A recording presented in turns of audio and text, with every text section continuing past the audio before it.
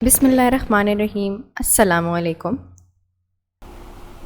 وہ آئینے کے سامنے کھڑی تیار ہو رہی تھی اور اس کی آنکھوں سے مسلسل آنسو بہہ رہے تھے۔ وہ جب بھی تیار ہوتی ایسے ہی ہوتا، اپنے دل پر جبر کر کے روز آئینے کے سامنے کھڑی ہوتی تھی۔ اس نے اپنی آنکھیں صاف کیں اور اپنی تیاری پر آخری نظر ڈال کر کمرے سے باہر نکل گئی، اور جب وہ باہر آئی تو سب نے اس کی تعریف کی اور وہ تنزیہ مسکراتی ہوئی ایک اداس سے کرسی پر بیٹھ گئی، کیونکہ کچھ دیر تک انہوں نے کسی کی شادی پر جانا تھا۔ وہ جب سے یہاں آئی تھی سب نے اس کا بہت خیال رکھا تھا، اس کو ایسا ہی محسوس کرواتے تھے کہ یہ اس کا اپنا ہی گھر ہے، اس لیے تو کچھ ہی دنوں میں اس کا دل لگ گیا تھا۔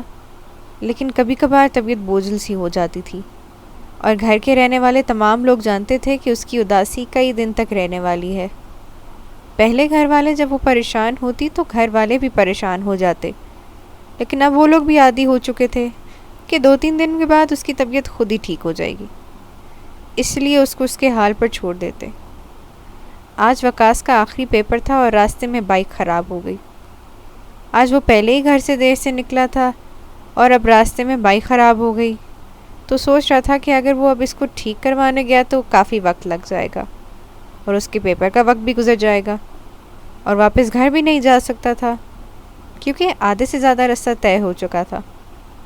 اس لیے وہ اب کھڑا سوچ رہا تھا کہ وہ بائک کو کہیں کھڑی کر دے اور خود رکشے سے کالج چلا جائے، اور وہ دائیں بائیں کسی جان پہچان والے کو دیکھنے لگا تو اسے اپنے دوست کے ابو کی دکان نظر آئی، تو وہ ان کے پاس گیا اور ان کی دکان کے باہر بائک کھڑی کر دی اور انہیں بتایا کہ جب وہ کالج سے آئے گا تو اپنی بائک لے جائے گا۔ اب وہ رکشے پہ بیٹھ گیا اور کالج جانے لگا کہ ایک دم سے کچھ خواجہ سرا بھی رکشے میں بیٹھ گئے۔ جب اس نے ان کو رکشے میں بیٹھے ہوئے دیکھا تو اس نے اپنے آپ میں بے چینی سی محسوس کی اور سوچا کہ دیکھنے والے کیا سوچیں گے کہ میں ان کے ساتھ بیٹھا ہوں، اس لیے وہ فوراً ہی رکشے سے اتر گیا اور کسی دوسرے رکشے پر بیٹھ گیا۔ تو ان خواجہ سراؤں نے اس کی طرف عجیب سی نظروں سے دیکھا اور اپنی ہی ادا میں وہ اس سے مذاق کرنے لگے۔ وہ بمشکل وقت پر ہی کالج پہنچ سکا، جتنی دیر اس کو آج ہو چکی تھی اس کا پیپر رہ جانا تھا۔ وقاص اپنے بھائیوں میں سب سے چھوٹا تھا، اس سے بڑے 2 بھائی تھے جو اپنے باپ کے ساتھ کپڑے کی دکان پر بیٹھتے تھے، اور بھائیوں کی خواہش تھی کہ ان کا چھوٹا بھائی بھی اچھی تعلیم حاصل کرے اور کوئی نوکری ان کی طرح ہو، دکان پر کام نہ کرے، لیکن اس کا دل پڑھائی میں کم ہی لگتا تھا، اس لیے ہر وقت اپنے باپ اور بھائیوں سے ڈانٹ کھاتا رہتا تھا، اور آج بھی اگر اس کا آخری پرچہ رہ جاتا تو اس کی تعلیمی نقصان تو ہونا ہی تھا، لیکن گھر والوں نے بھی اسے نہیں چھوڑنا تھا۔ وہ بی اے تک تعلیم حاصل کر چکا تھا، آگے اس کا پڑھنے کا کوئی ارادہ نہیں تھا، لیکن گھر والے اس کے بارے میں کچھ اور ہی سوچ رہے تھے۔ جب وہ پیپر دے کر باہر نکلا تو اپنے دوستوں کا انتظار کرنے لگا۔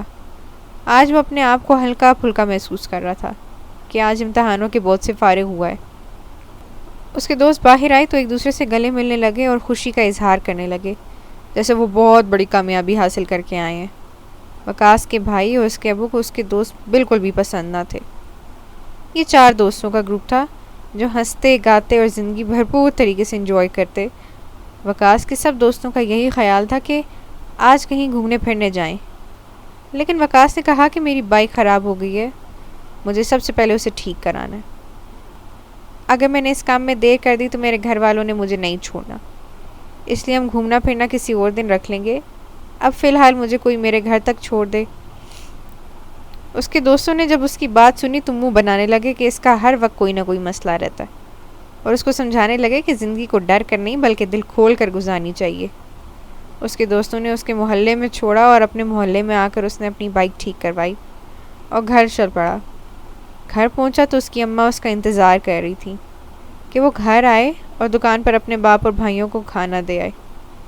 اس کے دونوں بڑے بھائی شادی شدہ تھے، اس کی کوئی بہن نہ تھی، اس لیے سب سے چھوٹا ہونے پر یہ گھر والوں کو بہت نخرے دکھاتا تھا۔ جب اس نے اپنی اماں کی بات سنی تو انہیں کہنے لگا کہ ابھی میں تھکا آ رہا آیا ہوں اور آپ کو کام کی پڑ گئی ہے، میرے دوست گھومنے پھرنے چلے گئے ہیں، ان کے والدین تو انہیں کام نہیں کہتے۔ منہ ہاتھ دھونے کے بعد وہ گلا شکوہ کرتا ہوا کھانا دینے کے لیے دکان پر چلا ہی گیا۔ دکان پر آیا تو اس کے باپ نے کہا کہ اب تم امتحانوں سے فارغ ہو چکے ہو تو فارغ بیٹھنے کی کوئی ضرورت نہیں ہے، تم اپنا وقت دکان پر گزارو۔ تاکہ تم کو بھی کاروبار کی کچھ سمجھ بوجھ آ سکے، کیونکہ اگر تمہیں نوکری نہ ملی تو کم از کم تمہیں کاروبار کے بارے میں تو پتہ ہوگا۔ جب اس نے اپنے باپ کی بات سنی تو جواب نہ دیا، لیکن دل میں غصہ کرنے لگا کہ وہ ہر وقت کی نصیحتوں سے تنگ آ چکا تھا۔ اس نے اپنے باپ سے کہا کہ مجھے کچھ دن گھومنے پھرنے کے لیے دے دیں، اس کے بعد میں آ جایا کروں گا۔ اس کے بھائی نے باپ سے کہا کہ جیسا کہہ رہا ہے ویسا مان جائیں۔ اس طرح وہ خوش ہو گیا کہ اگلے چند دن وہ دل کھول کر گزار لے گا اور کوئی روکنے ٹوکنے والا بھی نہیں ہوگا۔ اگلے دن تمام دوست محلے میں چاٹ والے کی دکان پر بیٹھے چاٹ کھا رہے تھے۔ یہ وہ جگہ تھی جہاں وہ لوگ اکثر اکٹھے ہوتے تھے۔ ابھی بھی وہ بیٹھے ہوئے تھے کہ کچھ خواجہ سرا دکان کے اندر داخل ہوئے۔ اس محلے میں خواجہ سرا 15-20 سالوں سے رہ رہے تھے، اس لیے ان کے محلے والوں سے پوری جان پہچان ہو چکی تھی۔ محلے والوں میں کسی کے گھر کوئی بچہ پیدا ہوتا یا کسی کے گھر کوئی شادی ہوتی تو یہ خواجہ سرا اپنا حق وصول کرنے کے لیے ان کے گھر چلے جاتے، اور محلے والے بھی اپنی حیثیت کے مطابق ان کو کچھ نہ کچھ دے دیتے۔ لیکن پتہ نہیں وقاص جب بھی انہیں دیکھتا تو ان کے سامنے نظر نہ اٹھا سکتا، اسے ان کے سامنے ایک عجیب سی جھجک محسوس ہوتی تھی۔ آج ان خواجہ سراہوں میں ایک اور خواجہ سرا کا اضافہ تھا جسے ان لوگوں نے پہلے کبھی نہیں دیکھا تھا۔ وہ خواجہ سرا دیکھنے میں بہت ہی خوبصورت لگ رہا تھا، لیکن وہ دوسرے خواجہ سراؤں کی طرح کھلم کھلا کوئی بات چیت نہیں کر رہا تھا، بلکہ خاموشی کے ساتھ نظر جھکائے بیٹھا تھا۔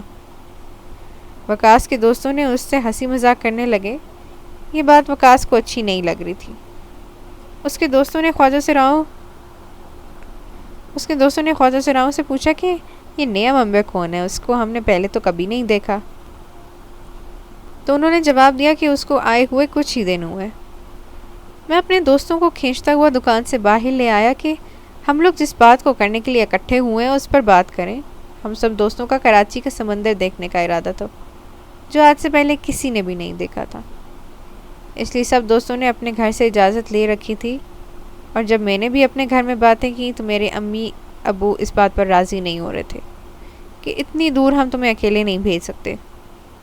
لیکن جب میں نے ان سے کہا کہ میرے باقی دوست بھی جا رہے ہیں تو میرے بھائیوں نے کہا کہ ٹھیک ہے تم بھی چلے جاؤ، لیکن 2-3 دنوں میں واپس آ جانا۔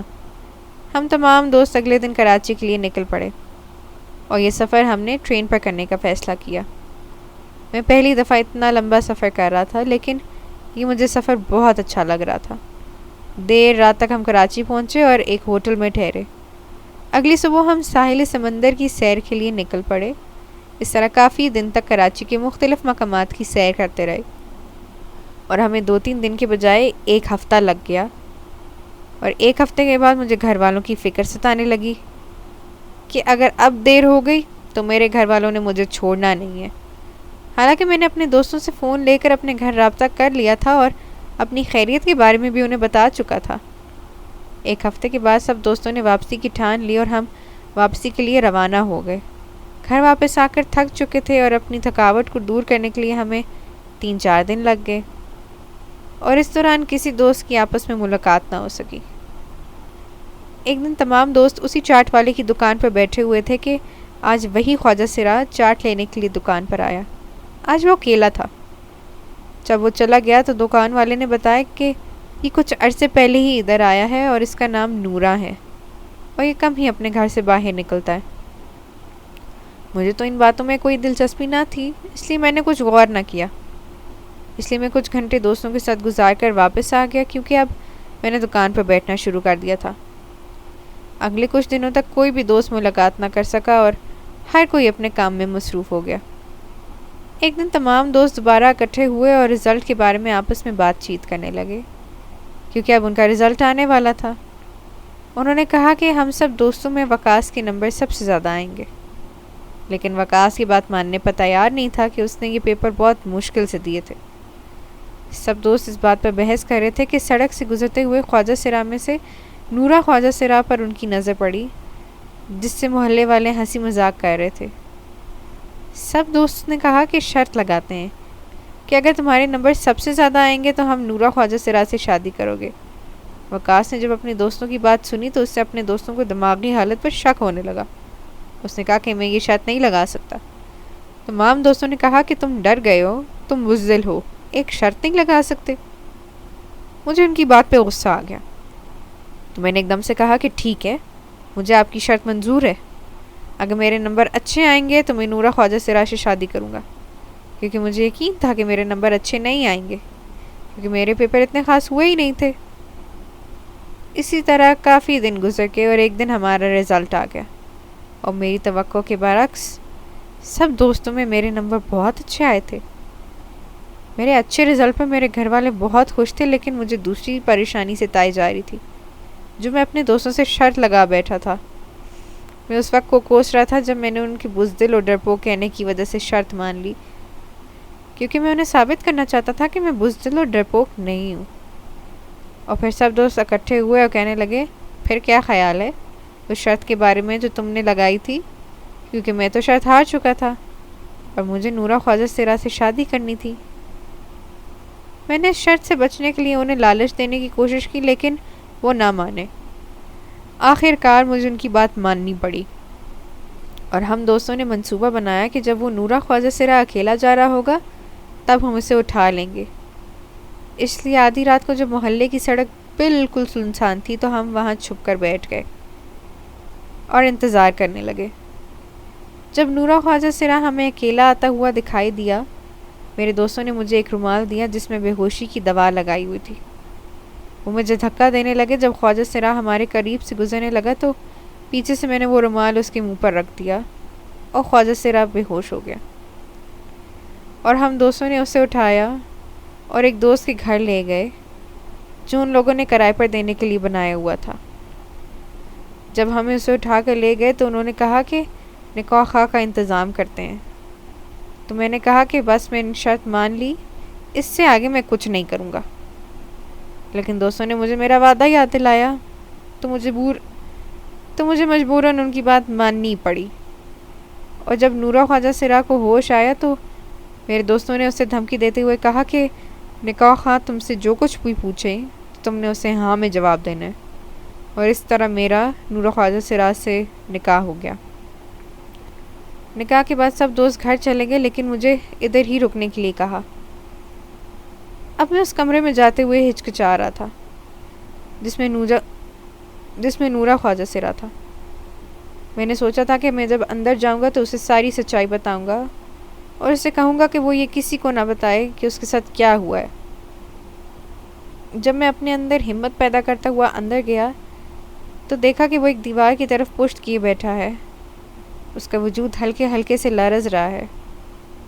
مجھے اپنی حرکت پر بہت افسوس ہوا۔ میں نے اسے بلانے کی کوشش کی لیکن اس نے کوئی جواب نہ دیا۔ میں نے آخر کار اس کے کندھے پر ہاتھ رکھا تو اس کا چہرہ اپنی طرف کرنا چاہا تو ایک دم اس نے چیخ ماری اور کہنے لگا، مجھ سے دور رہو، اور یہ دیکھ کر میری جان لبوں پر آ گئی کیونکہ اس کی آواز تو بالکل لڑکیوں جیسی تھی، اور جب میں نے غور سے دیکھا تو وہ لڑکی ہی تھی۔ مجھے اس بات پر یقین نہیں آ رہا تھا کہ یہ کیا ہو رہا ہے۔ ادھر میں اپنے ہاتھوں پر سر گرائے پریشان حالت میں بیٹھا تھا، ادھر وہ رو رہی تھی اور کہہ رہی تھی کہ مجھے میرے گھر چھوڑاؤ۔ کچھ دیر بعد جب میرے حواس بحال ہوئے تو میں نے اس سے پوچھا کہ یہ کیا ماجرا ہے، تو اس نے روتے ہوئے کہا کہ میں لڑکی ہی ہوں۔ میں حیران تھا کہ اگر یہ لڑکی ہی ہے تو یہ خواجہ سراج کے درمیان میں کیا کر رہی تھی، اور یہی سوال میں نے اس سے کیا تو وہ خاموش ہو گئی اور کچھ نہ بولی۔ میں نے اس سے کہا کہ جب تک مجھے پورا سچ نہیں بتاؤ گی تو میں تب تک تمہاری کیسے مدد کر سکتا ہوں۔ اس نے کہا کہ میں اپنے والدین کی اکلوتی بیٹی تھی، میرا نام نور العین ہے، اور میرے والدین مجھ سے بہت پیار کرتے تھے، اور میرے والد بہت امیر آدمی تھے۔ میرے باپ کے سوتیلے بھائی میرے باپ کی ساری جائیداد کو حاصل کرنا چاہتے تھے، اور وہ آئے دن لڑائی جھگڑے کرتے تھے، جس سے میرا باپ پریشان رہنے لگا اور ایک دن مجھ سے کہنے لگا کہ میں اپنی ساری جائیداد اپنی بیٹی کے نام کر رہا ہوں۔ انہوں نے اپنی ساری جائیداد میرے نام کر دی۔ میرے باپ کے سوتیلے بھائیوں کو پتہ چل گیا کہ میرے باپ نے کیا کام کیا ہے، تو انہوں نے آ کر میرے باپ سے لڑنا شروع کر دیا، اور لڑائی اتنی بڑی کہ ان کے ہاتھ سے گولی چل گئی اور وہ میرے باپ کے سینے میں آ کر لگ گئی۔ میں اور میری ماں یہ دیکھ کر رونے لگی اور میرا باپ اسی وقت مر گیا۔ میری ماں نے جب یہ دیکھا تو وہ بے ہوش ہو گئی اور ان کی حالت بہت خراب ہو گئی۔ میرے باپ کے سوتیلے بھائیوں نے مجھے اور میری ماں کو قید کر لیا۔ ہم سے یہ صدمہ برداشت نہیں ہو رہا تھا. وہ یہ چاہتے تھے کہ میں ساری جائیداد ان کے نام کر دوں. میں نے اپنی جائیداد ان کے نام کر دی، لیکن پھر بھی انہوں نے ہمیں آزاد نہ کیا. اور قید میں میری ماں بہت بیمار ہو گئی، اور میں ان کی منت کرنے لگی کہ انہیں ہسپتال میں داخل کرا دیں، لیکن کسی نے میری نہ سنی، اور آخر کار میری ماں بھی فوت ہو گئی.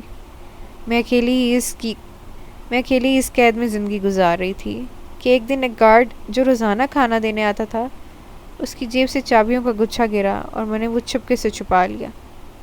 اور جب رات ہوئی تو سب سو گئے. میں نے اس چابیوں میں سے اس دروازے کی چابی ڈھونڈنے لگی تاکہ دروازہ کھول سکوں.